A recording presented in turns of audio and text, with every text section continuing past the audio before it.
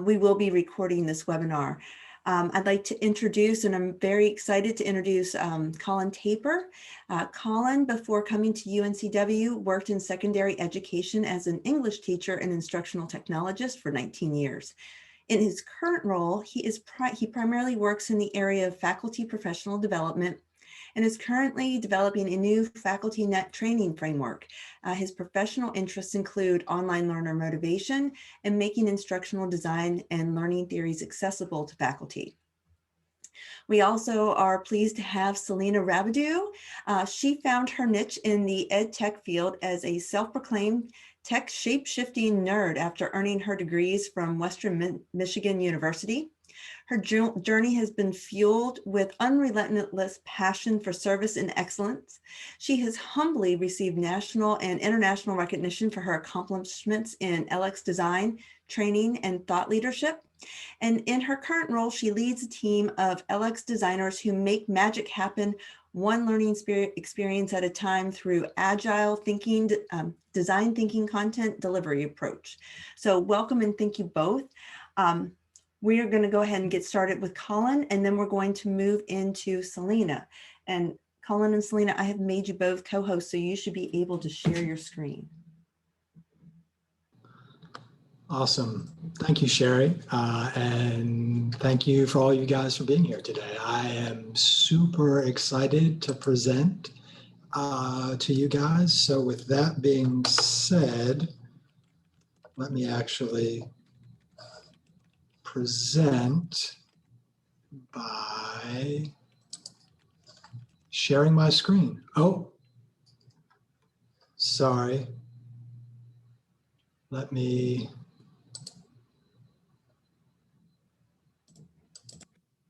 How about now? Can you guys hear me? Yes. All right, good. All right. Thank you. Can you guys see my screen too?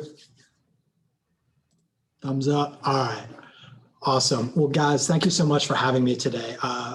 When I got the email from Sherry, I was really excited to speak about this, if for no other reason than a really egocentric one. Currently, as Sherry said, I'm developing a new training framework for faculty here at the university. And the very last piece that I have to work on is that evaluation plan. So as I said, this is incredibly, incredibly timely. So thank you for that. What I thought I'd do first is sort of contextualize what I'm going to present to you guys today. So with that being said, this is a higher ed context. When I came to this position approximately 4 years ago, and it's crazy to think that it was 4 years ago, but it was, there were some great trainings being delivered, but there wasn't really an evaluation plan, or at least not one that I was aware of. And so when I created this evaluation plan, I looked at and borrowed heavily from examples of other universities that were in the UNC system. And I also looked at some corporate examples as well. As will be, no surprise to many of you guys, what you're going to see here in a moment are examples of level 1 and level 2 of Kirkpatrick, and I'd say a little bit beyond level 2 as well. In terms of the training that I'm going to be referencing and its evaluation, what I'm really speaking about here are synchronous training events that range from about 30 minutes to about 2 hours. And something I think that's really important for you guys to know is that at this university, there are no university expectations regarding training skills attitude for online instructors. Now, that's not to say that certain programs, colleges, schools, departments don't have internal expectations, but there aren't university level expectations for those who are teaching online. And you may be asking, well, why is that significant? And I would say it's significant because the implementation of the skills, knowledge, and attitude that are gained via the training its implementation is likely at the discretion of the individual faculty. What I'm trying to say is there aren't necessarily external drivers for the implementation. So first, I thought I'd just sort of walk you through how we implement our evaluations. We use surveys to gather our data, and these are collected at 3 different points. The first point is during the training, but before it formally begins. Then the second point is towards the end of the training, but not the final event during the training. And then we also have a survey that we distribute 30 days post the training. That first training that I reference, what it is a baseline level 2 survey. Again, it's a baseline. It's used to determine where the faculty are at prior to the training. That second survey that's delivered towards the end, but not the final event, is our level 1 Kirkpatrick. Again, I'm talking about Kirkpatrick survey. And then that third survey, it's an exact replica of that level 2 baseline survey, and that's distributed 30 days post the training. And so what I thought I'd do is just show you guys some examples of some of these level 2s that we've got. So here's one that you see, and it addresses from one of our training, the participant's attitude.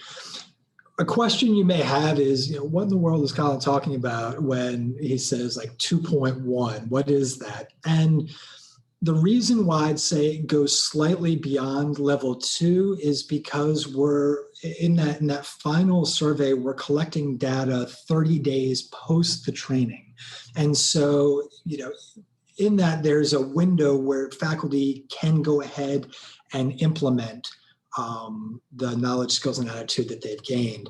But level 3 is difficult to achieve. And you may say, well, what is so difficult about level 3? Well, one of the things that Kirkpatrick says is that in order for level 3 to be successful, there needs to be a system to reinforce or encourage or reward performance regarding the knowledge, skill, and attitude gained during the training. And at the university level, that doesn't exist. Now, that's not necessarily a full-blown impediment, but it's just something to consider.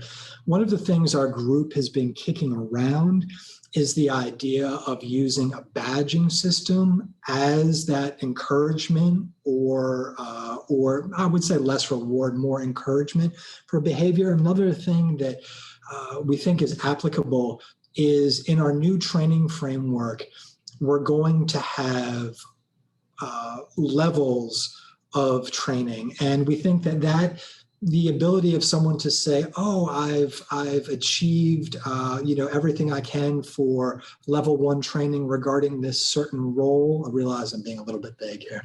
I'd like to try level 2. We think that can possibly work to encourage them as well. And this is just another example. Here we're trying to really gauge the likelihood of a participant implementing the knowledge, skills, and attitudes in one of the trainings that we deliver.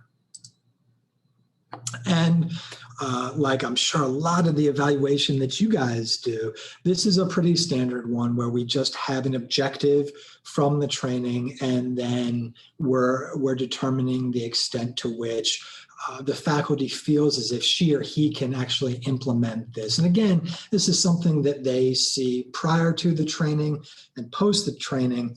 One of the reasons for us showing it pre-training, not only to gather that baseline, but also to determine, is the training that we're offering something that needs to be offered? If the vast majority already feel like they have a high degree of efficacy regarding the objectives within the training, then perhaps we need to revisit those objectives.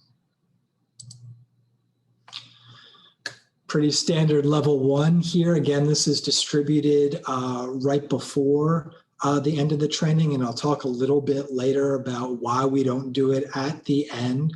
Our training questions that are for level 1, we talk about things like the appropriateness of the day and time. Faculty, like all of us, right, they're really busy people, and so we need to make sure that our offerings fit with their schedule. Of course, we can determine that also by the number of participants that we have. We talk about mode of delivery. You know, right now, the reality is that we don't have many choices for our mode of delivery. But, you know, it is important to gauge their feeling regarding it. We also talk about, and this is sort of a new thing in Kirkpatrick, participants' engagement, how engaged they felt with the material. We also have questions about the individual presenter, how prepared they were, the appropriateness of and the aesthetic appeal of the visual aids, and whether or not they feel like the training will have an impact on their job effectiveness. So something else to consider is, well, how do you use this data that you collect? I personally felt from the beginning that it was really important that the facilitators were able to see the training, and the ID who's over the training, who just happens to be me, that they're the only two who see it. It's important for the facilitators to see it because they need to reflect upon their practice and make adjustments if necessary to that training. It's important for me to look at bigger picture issues like time of day, mode of delivery, things like that. But what we didn't want is for these evals to be a way to judge job performance, right? We didn't want them to potentially turn into items that could be used punitively. And so again, the results are shared only with the facilitators and with me to make those bigger adjustments to our training. So when I was putting together this training, I thought, well, you know, what might you folks like practitioners really want to hear? And so that's kind of what I'm going to cover here. Hopefully I've hit on some of those points previously. Some of these major considerations.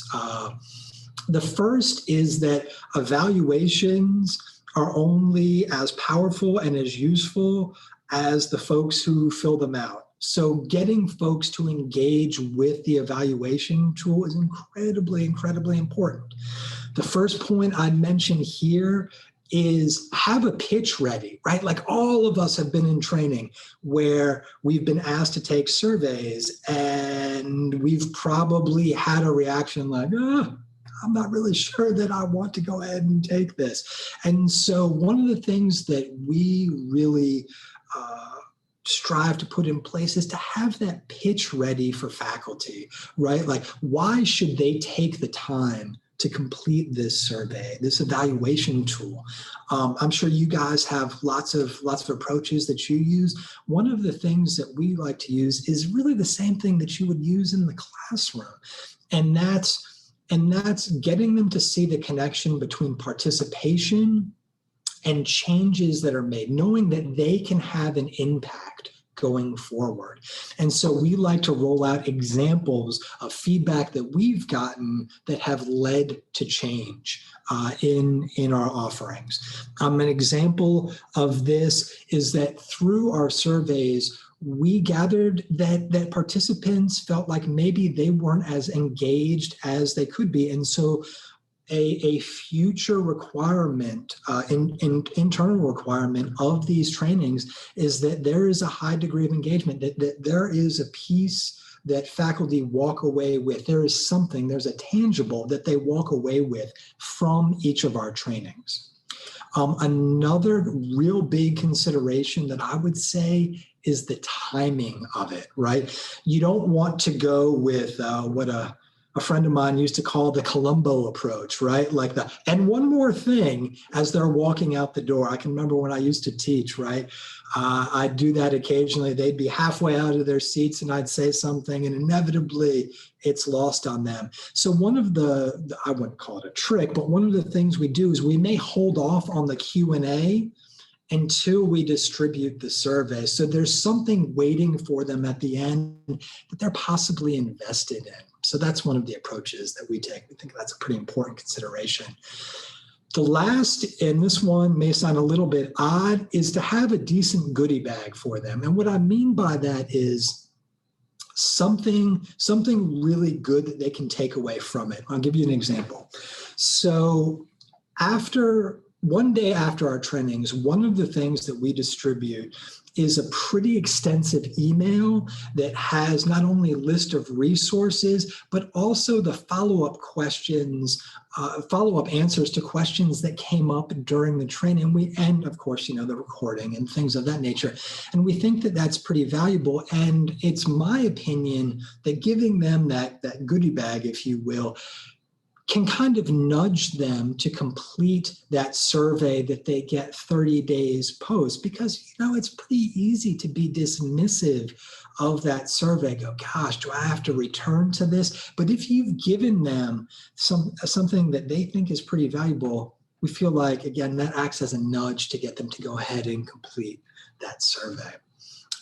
2 things that I wanted to talk about in closing that are kind of divergent from what I've been talking about here is the role of evaluation for IDs, specifically in higher ed. And so what I've got in my last 2 slides are the last or some recent job descriptions for ID positions. And again, we were looking for entry-level positions. And if you scan through here, and I think this is really interesting, I noticed that evaluation is not mentioned directly at all. There is a mention of project management skills, but really no direct mention of evaluation. I should also say that part of our process when we're interviewing final candidates is to give them a case study and have them walk through that case study. And that case study really pinpoints the extent to which an ID would effectively be able to work with a faculty in a scenario that we think is pretty common. But that evaluation piece, and I thought this was really interesting and insightful, doesn't seem to be in the posting or in the case study that we have for our final candidates. And just as this last slide, again, this was a more recent posting. Again, there's a mention of project management skills, but that's just sort of loosely connected, right, to the idea of evaluation. It doesn't directly mention that evaluation is a skill. And so I think one of my takeaways from this great opportunity that Sherry and Daisy Ann provided is I think one of the things I'll do is go back and really reconsider the role that evaluation should play in our job description. So that's my presentation. Guys, thank you so much.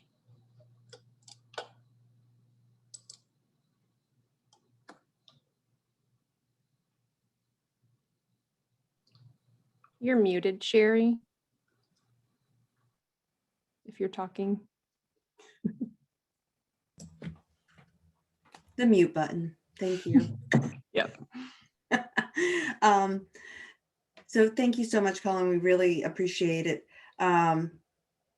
So Daisy is collecting up all the questions and we're going to come back to them because sometimes there's crossover between the panelists and you can get a variety of perspectives from the same question. So we're going to go over those.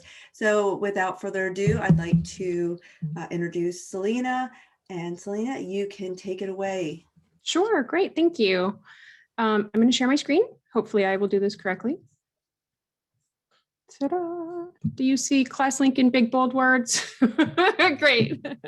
So I like to start out with just a little context of what is Classlink and why are you talking to us? So as Sherry mentioned, I work at Classlink. What we do is we provide services for K-12 and higher ed institutions for a variety of products. We are most widely known for a single sign-on where users can sign in with one set of credentials and access everything that they need, all digital resources that they need. Many people say, isn't that like what Google Chrome will do? Yes, but a little bit on steroids, we like to say. We integrate with a lot of authentication methods so that it's a universal understanding or the universal approach. We also are well known for usage analytics, how users interact with data, how users interact with programs, and what the end result is on those analytics. Then we offer some rostering services and portal services. And you might be thinking, why do we care about this? We're talking about instructional design. Well, my team trains on all of our products. We train all of our schools, school administrators, superintendents, principals, teachers, and students on each of our products and how they can utilize them and interact with them. So we do a lot of different leveled training, if you will. So if this screen I like to share on how people can sign into Classlink. And one of the things that came about once learning design came into the Classlink world was the idea of facial recognition. So there are several ways or methods that an institution can log in. LDAP is up there, Google, Azure. Those are kind of generic ways or common ways to use for single sign-on.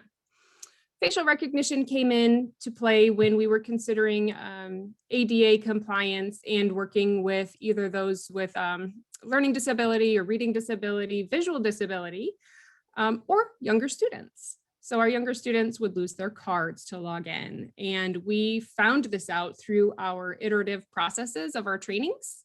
We had no idea that young ones were trying to log into a platform and they couldn't because they couldn't find their card or they couldn't remember how to spell something and type it out on a keyboard. So we integrated some AI software to push out to facial recognition, which has been a huge hit. So that's my quick little brief introduction to what Classlink is.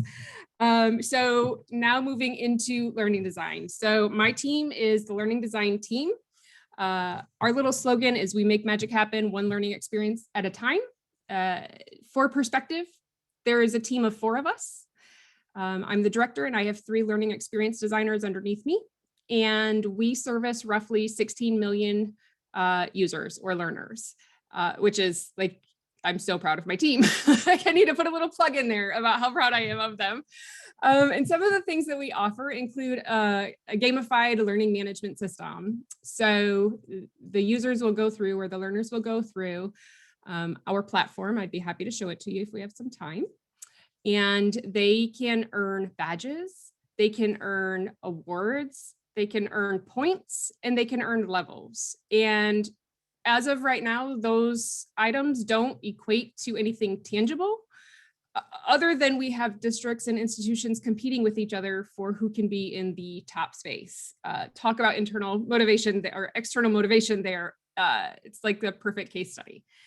So on top of the gamified approach that's built into our LMS, we also offer certification courses. And what we've done is we've designed these courses to be a twofold approach. They can exit the course with the label of an associate. So one of our products is Launchpad. They can be a Launchpad associate certified. And then they can also be an expert in the course or in the content, and they can be a Launchpad expert. We have found that this type of labeling system actually turns or connects to the gamification approach.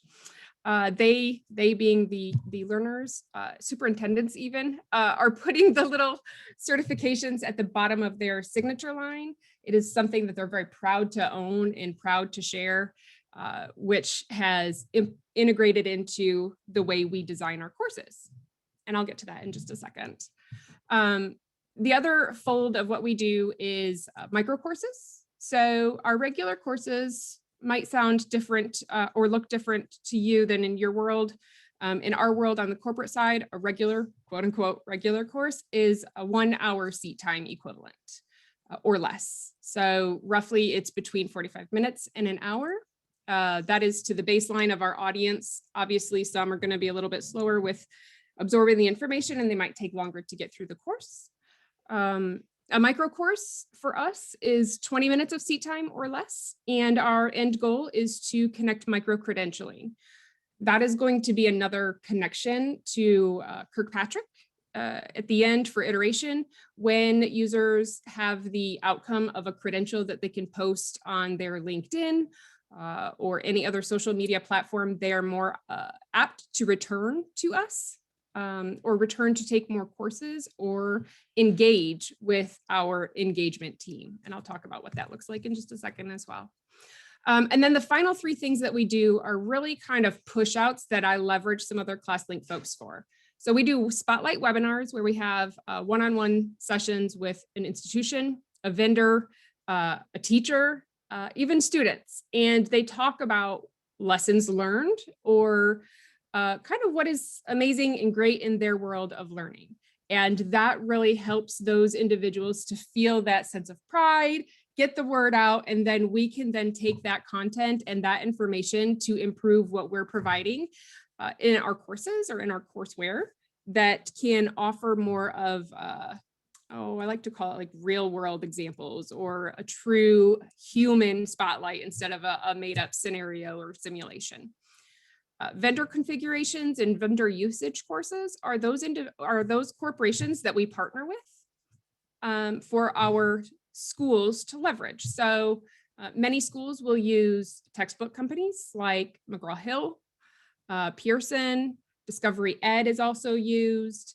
K-12 uses a lot of digital resources, and we integrate with all of those vendors. And one of the services that we provide to our schools is vendor configuration and vendor usage courses. So the configuration would be for those tech folks that are integrating that digital resource into the system. And the usage courses are for instructors and students to learn how to use the product in their Classlink or classroom environment, whether face-to-face or virtual. So all of this comes about into the learning design team when we are creating both courseware and then evaluating what we want as our end result. Obviously, we want a very engaged learner, but in our mind, we need to always reflect that our learners have more work to do than they have time available. So we try to do very succinct content to the point, and then really take that feedback back from them at the very end. So I wanted to just hop over to this real quick for our Kirkpatrick Connection. So for level 1, what we focus on is interaction. In all of our content, we have true interaction, simulations, emulations, where users are manipulating the content while they're learning it, which bleeds into the level 2 for us, where they can have simulations of real world experiences. Think of choose your own adventure work. They can choose their own adventure on configuring some type of technical aspect into their environment. And if they miss one step, for example, Google Classroom is very challenging to configure. If they miss a step in Google Classroom, we've got to call Google headquarters. And as you can imagine, there's a long wait. So we help integrate simulations that came from one of the results or surveys that we received that could be helpful for learners. So we have been embedding that a little bit more to make it more real world. We are contracting out actors and actresses with some green screens so that they can truly somewhat emulate that virtual experience. It would be amazing if we could do virtual reality as well, but that's down the road.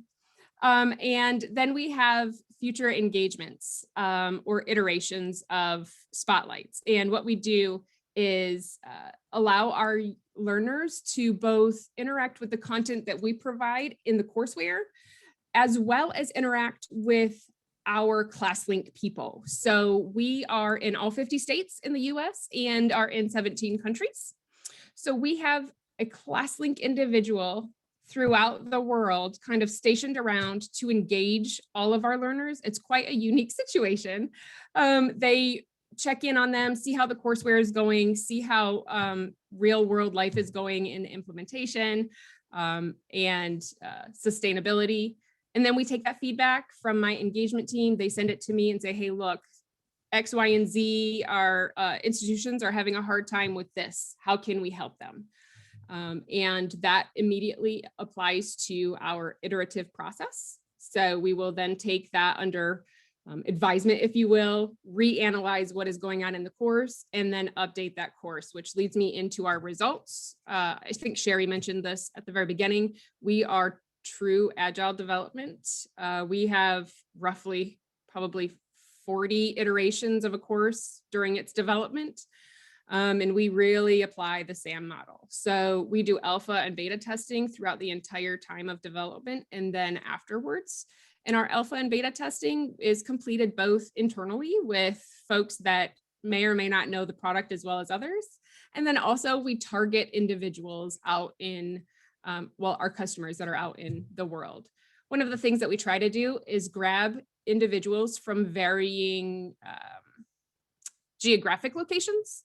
So we have a couple of institutions in Colombia, and their experience with Classlink is going to be drastically different than those customers in China or those customers in Europe, even the customers in New Jersey compared to the customers in California. So we are working on a branched approach to our courses that can speak specifically to either the country or the region that the individuals are exploring, and maybe get some additional analytics or usage analytics down at the granular level. We do have a survey. I think Colin mentioned that as well. We have a survey that everyone has to take if they want to get their certification. So they complete the courseware, they pass the certification test, but they can't get that certificate until they tell us more about their experience in the course. And we use that on a weekly basis. So we are going through and collecting data every week, making decisions and updating moving forward as we see fit. And I integrate it into our roadmap. And then the last thing that I like to point out is one of the mantras that we have on my team is we want to make life easier for teachers in the education world, because they're juggling so many balls in the air. It's amazing that they can continue to do so. So one of the ways that we do that is we have campaigns that go out every month, and we ask for quantitative and qualitative feedback on what their experience is in our learning design platform.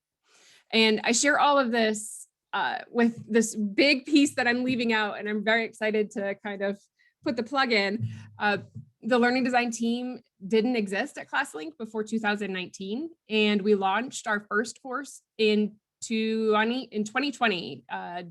November of 2020. And so we are still in the very beginning stages of growing and scaling all of our courseware to all of our target populations or all of our stakeholders. But even so, we are still doing the iterative process so that we can make as solid of content possible for our users. That's all for me. I try to talk super short and fast. I'd love to hear from other people here.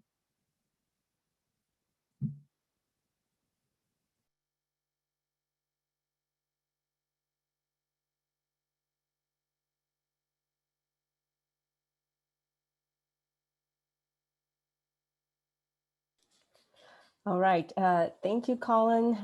Thank you, Selena. We really appreciate what the two of you have shared with us today. We do have a couple of questions. We have people that actually wanted to ask questions. So I'm going to go ahead and share those with you. One, we had someone that had their hand raised. So Ahmed, if you would like to take the floor right now, if you had a question for either Selena or Colin.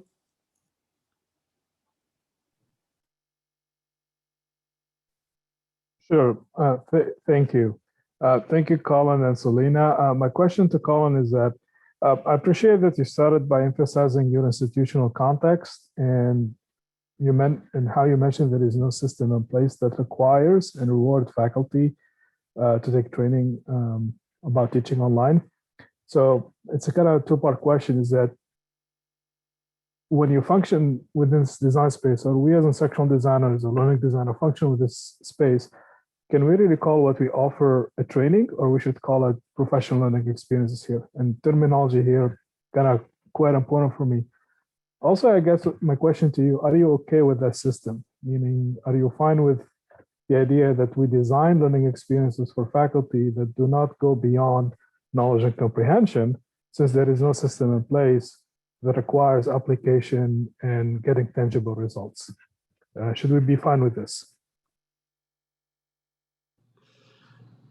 Man, Ahmed, that's like a hot button question right there. Let me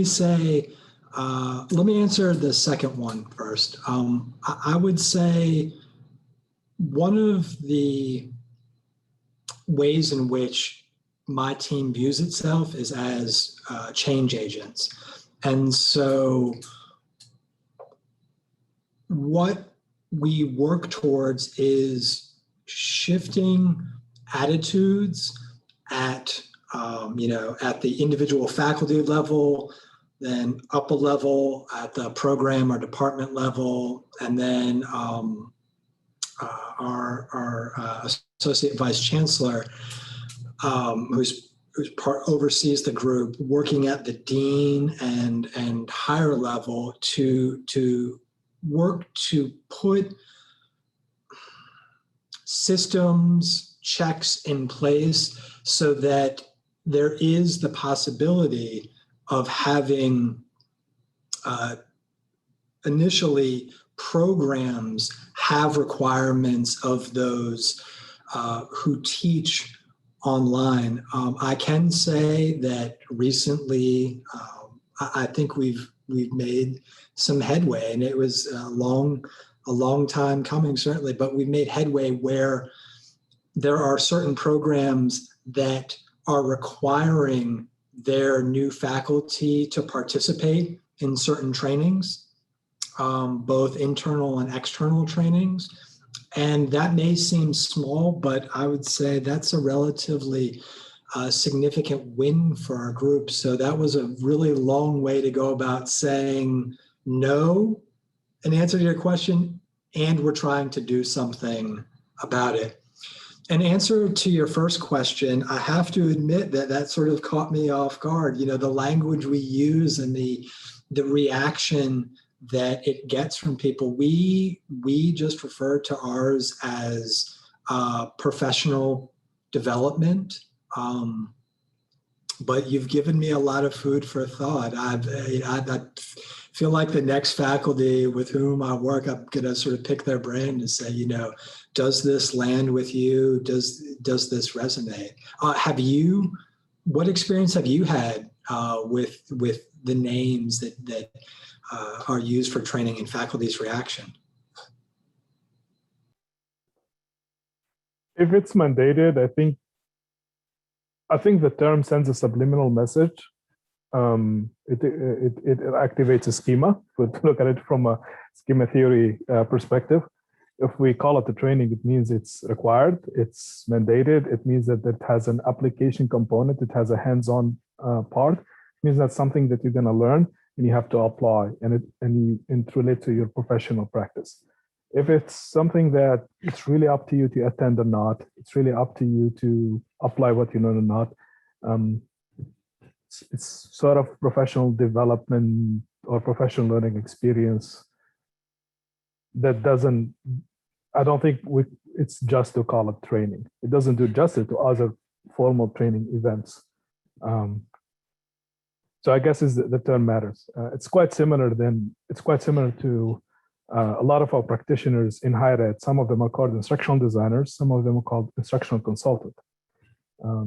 Those instructional designers, they have a responsibility to design, and they make decisions. And some institution on purpose, by design, call them instructional consultant because the final decision rests within the faculty as protected by their tenure status and academic freedom.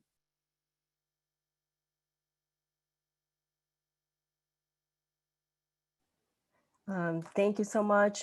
Selena, you do have a question here.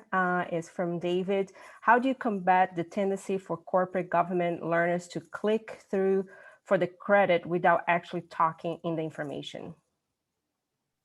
Without actually doing what in the information? Without actually taking in the information. Well, that's it's actually been a conversation that we've had internally about that. So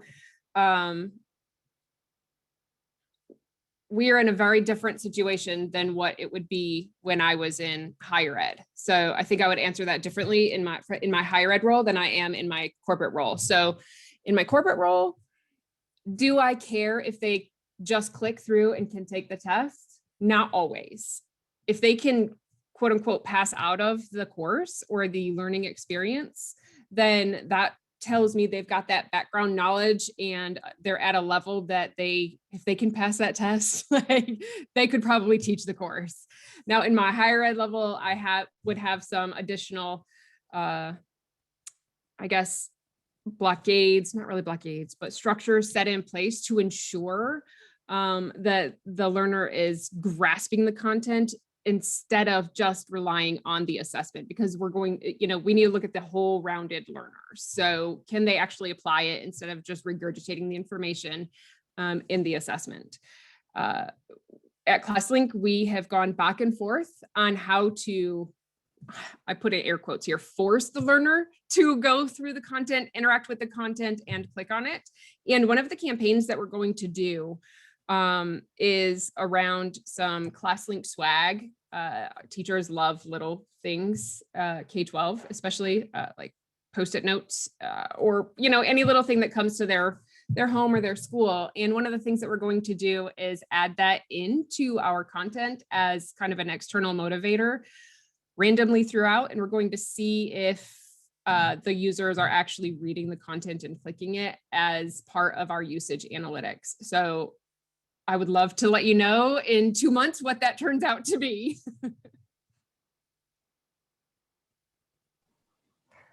Thank you, Selena. So I'm just going over the order here. I know that Kim has a question, but Brittany had her hand raised. So Brittany, if you would like to take the floor right now to ask your question, and then we're going to go to Kim's question for Colin. Great, thank you. My question is for Selena. You mentioned the Kirkpatrick Connection for level 2 being simulation. You mentioned the use of actors. I was wondering if you could elaborate a little bit more on that. I'm right now doing some work with scenario-based learning, and I wondered if that's the direction you go with it, or if you have like a virtual call where it's a simulation. Just wondered if you could talk about that a little bit more. Yeah, I wasn't very clear on that. Great question. So we have a Screen Actors Guild contract with up and coming actors and actresses in Hollywood and the LA surrounding area, and then another contract in Florida. Most people would call them the B-rate films, right? So they haven't made it to the big screen yet. And it depends on the project. And I hate to say it depends because you're looking for a concrete answer. So let me tell you just the two big depends. If we contract an actor or actress, they have a green screen. They are filming themselves, saying the narration that we need them to say, along with any skit interactions that we need them to do if it's more than one person in the view, or whatever it may be. And they are sending me that file at the very end. It's an MP4, and then we build out the content from there. So sometimes the content is just a video, and then there's the reflection part afterwards where the learner has to do something with that content. Or they are interacting through that simulation where the video is still in there. It's built inside of Articulate Rise or Articulate Storyline, and the user has to make decisions along the way. If we're using actors and actresses for that, then we will tell them when to pause and what facial emotion or expression to show. And we just use a little template for them. Then the other way that we utilize it, and I would say more often this way, would be through stills. So we get still images of different poses, and we will kind of send little mock-ups to them of what pose we want. And then we superimpose the background or the setting. And then I hire out VO talent. And right now that is anywhere between 10 and 25 cents per word. But it seems like a small amount until you've got an hour's worth of training, and that really skyrockets. So we're looking to bring a VO talent on board. And one of the things that we have found out in that type of situation is it's really important to contract individuals, multiple individuals that have varying dialects and varying accents. So if I talked earlier about, the different regions that we're supporting. If I'm doing a targeted course for Texas, we have actually 4 in progress right now for Texas. I'm going to want somebody who can voice over with a little bit of that cute Southern twang, right? A little bit of that draw, so that they can see themselves the learner can see themselves in that simulation. So when we are doing voiceover talent and stills, we create the Camtasia video or the learning experience simulation ourselves around scenarios. And sometimes that scenario is go do it in your environment and we get the response, but that's just the way that our product works. So the scenario is test it out here. Okay, configure this OAuth setting, go into your environment.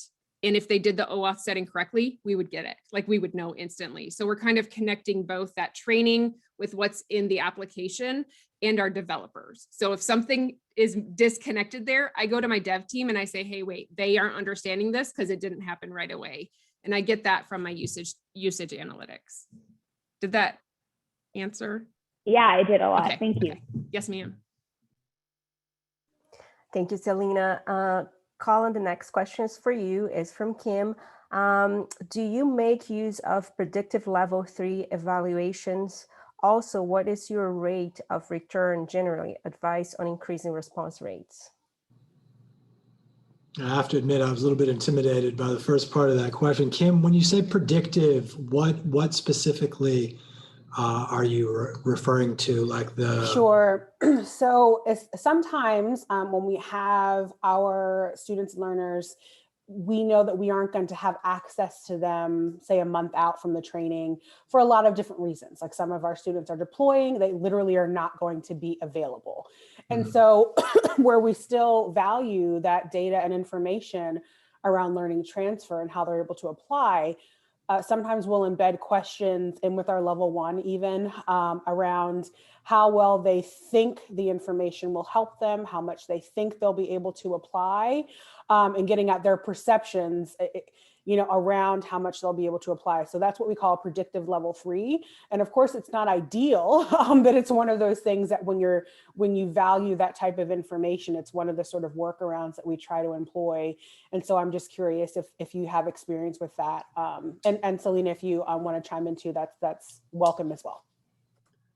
Oh, thank you for that clarification. So we do. So our baseline, what I was calling like 2.1, because it's not really 3.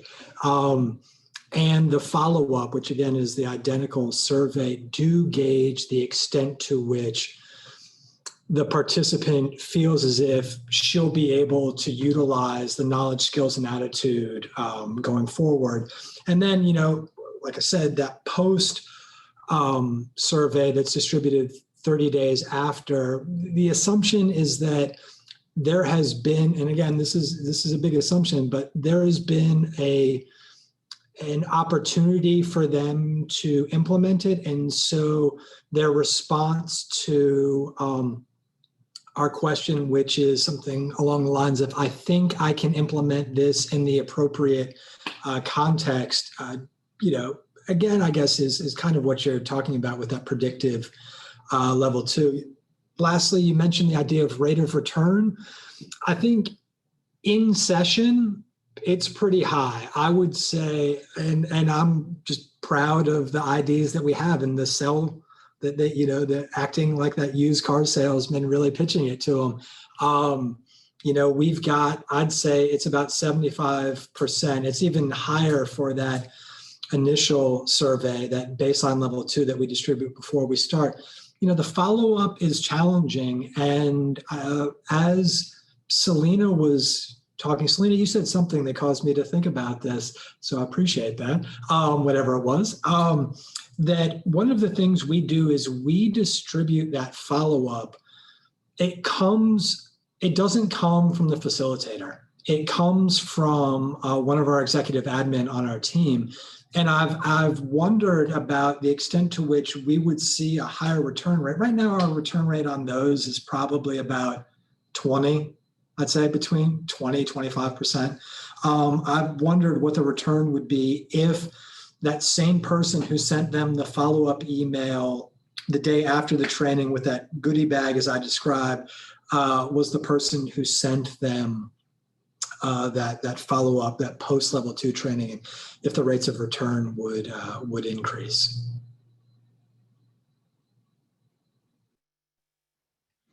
Kim, I'll chime in just a little bit. At Classlink, the learning design team is a small but mighty team. We're a team of 4. And the company is small. We just made it to like 150 employees. So that might sound irrelevant with regards to your question, but the scalability of getting response rates, following up with everybody, even if all 150 of us were doing that for 16, 15, 16, 17 million people, it's just not scalable. So we actually have quite a high response rate, and I really don't know why.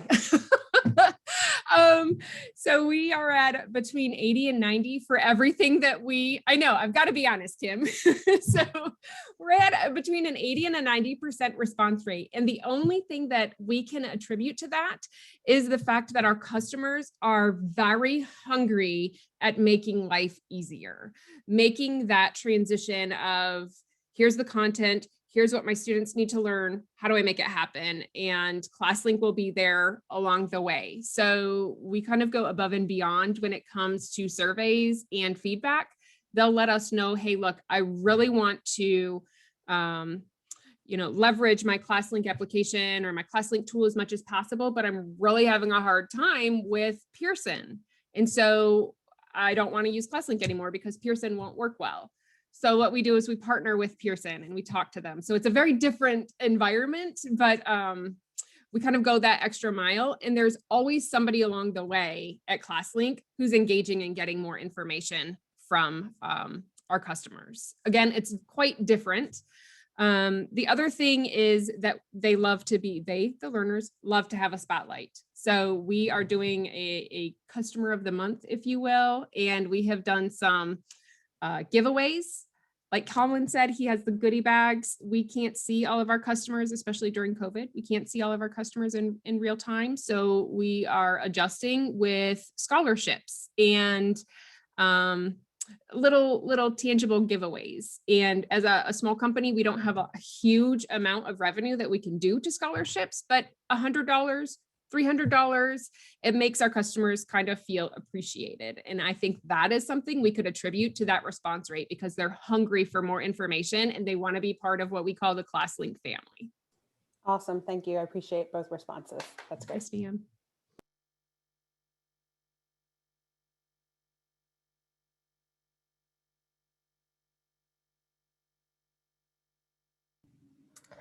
Well, I don't have any more.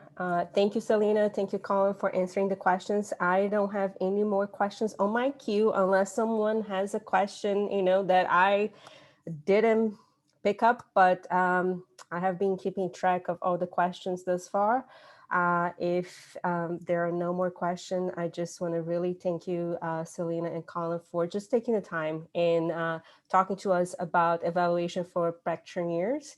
And also thank you everybody that was here today. I mean, we had a great turnout and some great questions, great discussions. I really appreciate you all to be here, and I wish you all a happy Wednesday. Thank you, Daisy. Thanks, everyone.